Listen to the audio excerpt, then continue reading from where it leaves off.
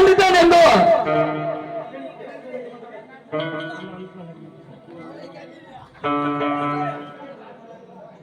ಹಾಗಂತ ಯಾವನಾರು ಇದ್ರೆ ಬೇಗ ವಿಕ್ರಮ್ ಬೇಗ ಹೇಳಿ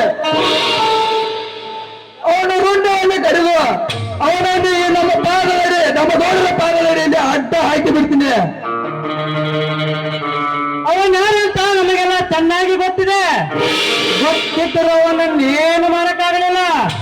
ಈಗ ಅವನು ಮಾಡಿದ ಕೆಲಸ ನೋಡಿದರೆ ನಾವೆಲ್ಲರೂ ತಲೆ ತಗ್ಗಿಸಿ ನಿಲ್ಲಬೇಕು. ಅಂದರೆ ಓ ಸತ್ಯವಂತ ಕಾವೇರಿಯ ಕೈ ಹಿಡಿದು ತನ್ನ ಗೋಳ ತಕ್ಕೆಯಲ್ಲಿ ಬಿಗಿದಪ್ಪಿ ನಿಂತಿದ್ದನು. ನಾನೇ ನನ್ನ ಕಣ್ಣಾರೆ ನೋಡಿದೆ. ಸಂಶಯ ಇದ್ದರೆ ನೋಡಿಕೊಳ್ಳಿ. ಈ ನಾಡಿನ ಬೆಲೆಯಾಗಿ ನಾನು ಇಂತ ನೋಡೋದು ನಾನು ಇಂತ ಸಂತಂತೆ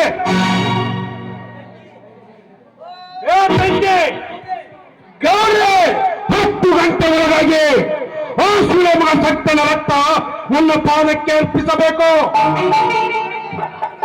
10 ಗಂಟೆ ಯಾಕೆ ಗೌಡ್ರೆ? ಕೇವಲ 1 ಗಂಟೆ ಒಳಗೆ ಆಗಿದೆ.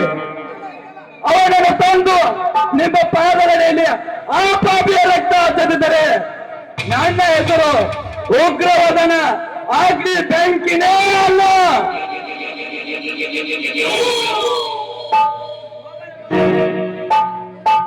ಮಗಳ ಮಮಕಾರವೆಂದು ಮನೆ ದೀಪವೆಂದು ಮುತ್ತಿಟ್ಟರೆ ನಿಮ್ಮ ಮಗ ಸುಡುವುದು ಖಂಡಿತ.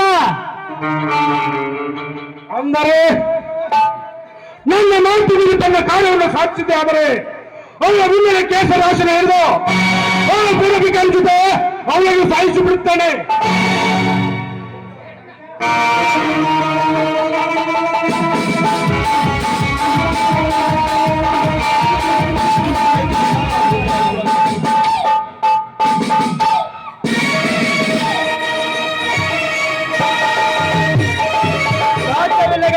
ಸಾಧ್ಯವಿಲ್ಲ.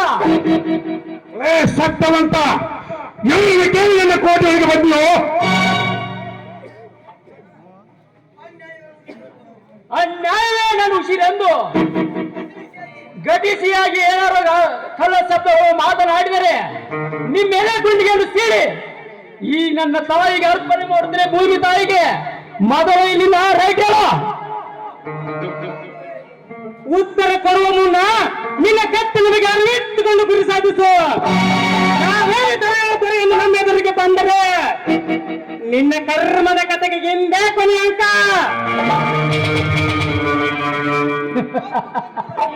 ಆಯ್ತು ದಕ್ಕಿನ ಅಳಗಳನ್ನು ಇಟ್ಟುಕೊಂಡು